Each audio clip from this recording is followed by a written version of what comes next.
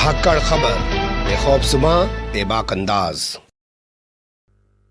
धाकड़ खबर के news room से मैं आपके साथ हूं अकरम रईस खान। 22 साल पुराने जिस उसरी चट्टी हत्याकांड में अभी तक, जी हां ध्यान से सुनिए, थोड़ा गौर से सुनिए, 22 साल पुराने जिस उसरी चट्टी हत्याकांड में अभी तक पूर्व विधायक मुख्तार अंसारी प्रार्थी हुआ करते थे, वादी हुआ करते थे, पीड़ित हुआ करते थे, कुल मिलाकर कहा जाए कि विक्टिम हुआ करते थे, उसी मामले में वो अब हत्यारोपी हो गए हैं। जी हां, उसी मामले में अब वो हत्यारोपी हो गए हैं, वो मुलजिम बन गए हैं, अभियुक्त हो गए हैं, एक्यूज बना दिए गए हैं, क्योंकि 22 साल बाद इसी मामले को लेकर, या यूं कहें कि उसी मामले को लेकर इनके खिलाफ हत्या का मुकदमा दर्ज करा दिया गया है। क्यों और कैसे हुआ है ये सब कुछ बोलती हुई तस्वीरों की ज़बानी पूरी कहानी आपके सामने रखने जा रहा हूं और हर सवाल से आपको रूबरू कराने की कोशिश करूंगा। लेकिन उससे पहले उसरी चट्टी हत्याकांड को लेकर इलाहाबाद हाईकोर्ट से सामने आ रहा है एक बड़ा घटनाक्रम, उससे रूबरू हो जाइए।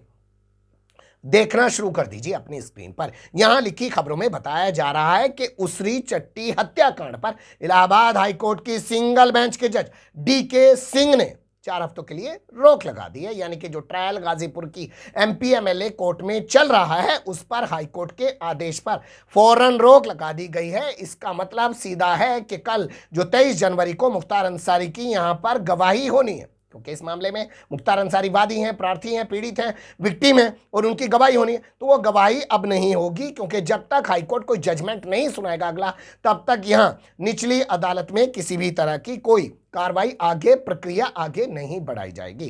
3 जनवरी से हम देखते आ रहे हैं कि इस पूरे मामले में मुख्तार अंसारी जो बांदा जेल में बंद हैं उनकी गवाही होनी है, लेकिन 3 के बाद 9 लगी, 9 के बाद 16 लगी, 16 के बाद कल की 23 लगी हुई थी और अब हाई कोर्ट ने ही रोक लगा दी है। पिछली 3 तारीखों में बांदा जेल प्रशासन जो है वो मुख्तार अंसारी को लेकर गाजीपुर नहीं पहुंचा और वीडियो कॉन्फ्रेंसिंग के जरिए उसने बयान नहीं दर्ज कराया है। तो अपने आप में ये एक बड़ा घटनाक्रम है। अब यहां सवाल ये पैदा होता है कि आखिर हाईकोर्ट ने रोक क्यों लगाई है। तो इस पूरे मामले में ये शख्स जिसका नाम है त्रिभुवन सिंह, जो वर्तमान में बीजेपी के संरक्षण माफिया डॉन ब्रजेश सिंह का सबसे बड़ा साथी है और इसने ही ब्रजेश सिंह के साथ आरोप है मिलकर, अपने साथियों के साथ मिलकर उसरी चट्टी हत्याकांड को अंजाम दिया था और उस वक्त मुख्तार अंसारी के काफिले पर हमला करके 3 लोगों की हत्या कर डाली थी जब वो पूरे काफिले के साथ कहीं जा रहे थे। तो इसने कर्जी डाली, इसने कहा कि साहब आपको पता होना चाहिए कि मुख्तार अंसारी राजनीतिक तौर पर बहुत ही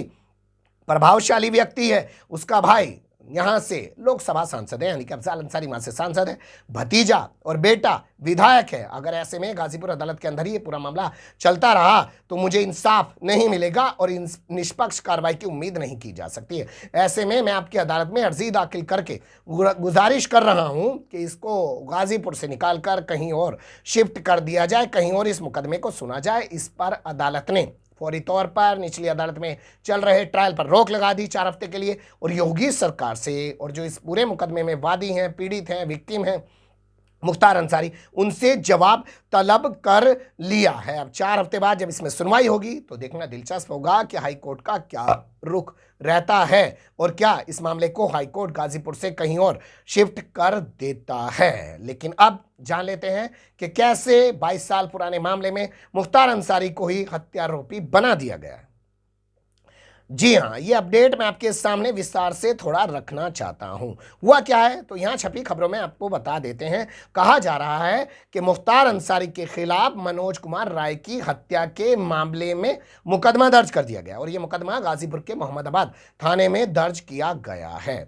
22 साल पुराना ये केस है। जैसा मैंने बताया कि इस पूरे मामले में 3 लोग मारे गए थे, उसमें 2 गनर थे जो सरकारी गनर थे, जो विधायक मुख्तार अंसारी के साथ थे, यानी कि पुलिस वाले थे, और एक शख्स और मारा गया था जिसका नाम था मनोज कुमार राय। मनोज कुमार राय मूल रूप से बिहार के बस्तर जिले का रहने वाला था, वहां का राजपुर थाना पड़ता है और वहाँ का एक गांव है सदराम गांव का वो रहने वाला था। ठेकेदारी किया करता था, मुख्तार अंसारी के साथ ही रहा करता था। 15 जुलाई 2001 को उसरी चट्टी हत्याकांड में वो भी मारा गया था। उस वक्त मुख्तार अंसारी ने अपनी तरफ से अपने 3 लोगों के मारे जाने का आरोप त्रिभुवन सिंह और ब्रजेश सिंह समेत कई लोगों के खिलाफ लगाया था। उसमें ट्रायल चल रहा है, चार्जशीट पूरी हो चुकी है, मुकदमा गवाही पर है। अब इस पूरे मामले में मुख्तार अंसारी पर ही मुकदमा दर्ज करा दिया गया है। है। किसने मुकदमा दर्ज कराया है वो जान लीजिए।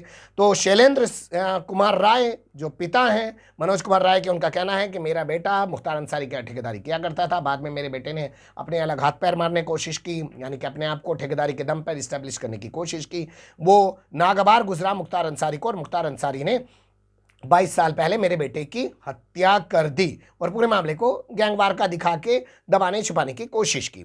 अब मैं पिछले 22 साल से एफआईआर दर्ज कराने के लिए घूम रहा था, तो इन्होंने एक शिकायत भेजी यूपी के मुख्यमंत्री के पास। यूपी के मुख्यमंत्री के पास से वो शिकायत होते हुए गई है एडीजे एलओ के पास, प्रशांत कुमार उनका नाम बताया जाता है। उनके कहने पर जो मोहम्मदाबाद का सीओ है, यानी कि डीएसपी है, सर्किल ऑफिसर है, उसने पूरे मामले की जांच की और जांच के बाद मोहम्मदाबाद थाने में मुकदमा दर्ज कर दिया गया। किनके खिलाफ मुकदमा दर्ज हुआ है, नाम बाद में बताऊंगा और लोगों के। फिलहाल आप यहाँ के एसपी को सुन लीजिए।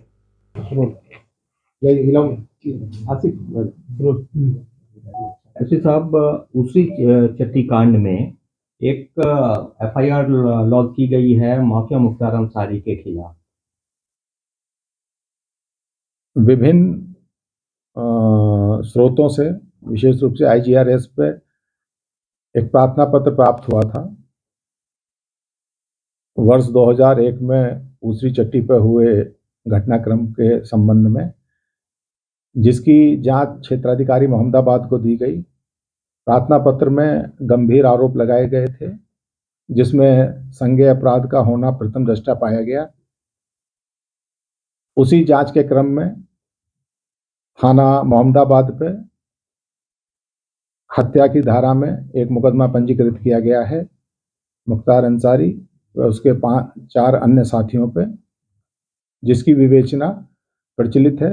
साक्ष्यों के आधार पर अग्रेतर कार्रवाई की जाएगी। तो ये किसकी शिकायत पर ये एफआईआर लॉन्च की गई है, क्या नेम था? ये शैलेंद्र कुमार राय हैं जो इस अभियोग के वादी हैं। उन्होंने प्रार्थना पत्र में आरोप लगाए हैं अपने पुत्र की हत्या के संबंध में, जो प्रथम दृष्टया संज्ञेय अपराध की श्रेणी में आता है। उसी क्रम में जांच उपरांत मुकदमा पंजीकृत किया गया है थाना मोहम्मदाबाद पे। सुन लिया आपने, यहाँ के एसपी को बड़ा विस्तार से वो बता रहे हैं और पत्रकार भी उनसे बड़े विस्तार से पूछ रहे हैं। हालांकि जो सवाल उठाने चाहिए वो सवाल नहीं उठाए जा रहे हैं, लेकिन अभी फिलहाल आपको नाम बताते हैं, फिर आपको सवालों से रूबरू कराने की कोशिश करेंगे। मुख्तार अंसारी का नाम सबसे ऊपर है, ड्राइवर सुरेंद्र शर्मा का नाम है, उसके अलावा एक नाम है शाहिद गोस्कार, इसके अलावा एक नाम है मोइनुद्दीन का और एक नाम है कमाल का, यानी कुल मिलाकर 5 लोगों के खिलाफ ये मुकदमा दर्ज किया गया है। अब उन सवालों से आपको रूबरू करा देते हैं जो खड़े हो रहे हैं। पहला सवाल ये कि 22 साल से आखिर ये मुकदमा इनके परिजनों ने क्यों दर्ज नहीं कराया गया था? अभी ये मुकदमा क्यों दर्ज कराया गया जब ये मामला गवाही पर पहुंच गया है और इसमें बताया जा रहा है कि साक्ष्य इतने मजबूत हैं, गवाह इतने मजबूत हैं कि इसमें त्रिभुवन सिंह को और ब्रजेश सिंह माफिया डॉन को सजा हो सकती है। तो क्या ये संयोग है या प्रयोग है कि एक तरफ तो त्रिभुवन सिंह गाजीपुर से इस मामले को कहीं और ले जाने की कोशिश कर रहा है और उसी दौरान जो है मुख्तार अंसारी की गवाही नहीं कराई जा रही है, और उसी समय अब ये जो मनोज कुमार राय के पिता हैं शैलेंद्र कुमार राय, वो आते हैं और उनकी ओर से मुकदमा दर्ज कर दिया जाता है। एक सबसे अहम सवाल जो अपनी पत्रकारिता के तजुर्बे के आधार पर मैं आपके सामने रख सकता हूँ वो ये कि कभी कभी क्या होता है कि कोई पति थाने जाता है, उसने कहा साहब मेरी पत्नी को किसी ने मार दिया, बाद में पुलिस जांच करती है और पता करके बता देती है कि असल में यही हत्यारा है। अगर हम मान भी ले कि मुख्तार अंसारी ने गलत मुकदमा उस वक्त 22 साल पहले लिखवाया, तो पुलिस को जांच करके ये साबित कर देना चाहिए था कि मुख्तार अंसारी ने ही असल ने मनोज कुमार राय को मारा है। लेकिन अब अलग से 22 साल बाद हत्या का मुकदमा दर्ज करना बहुत सारे सवालों को जन्म दे रहा है। क्या उत्तर प्रदेश में पुलिसिंग अब इसी तरह की होगी? क्या इसी तरह की पुलिसिंग की जाएगी? और मीडिया इन सवालों को क्यों नहीं उठा रहा है? हालांकि तमाम सवाल मीडिया में चल रही रिपोर्ट्स के आधार पर हमने आपके सामने रखने की कोशिश की है। इसके अलावा और भी इसमें बहुत कुछ घटा है, उससे भी आपको रूबरू कराने की कोशिश करेंगे, लेकिन फिलहाल ये बड़ा घटनाक्रम था, उससे आपको रूबरू कराया। अच्छा बुरा जो भी होगा, जो भी अच्छी बुरी जो भी आपकी राय हो कमेंट्स के रूप में ज़रूर दीजिएगा। खबर को लाइक कर सकते हैं, चैनल को सब्सक्राइब कर सकते हैं और ज़्यादा से ज़्यादा हमारी खबरों को शेयर कर सकते हैं। फिर ऐसे ही किसी सुलगते हुए या उलझते मुद्दे लेकर मैं आपके सामने हूँगा हाजिर। फिलहाल अभी मुझे देंगे इजाज़त।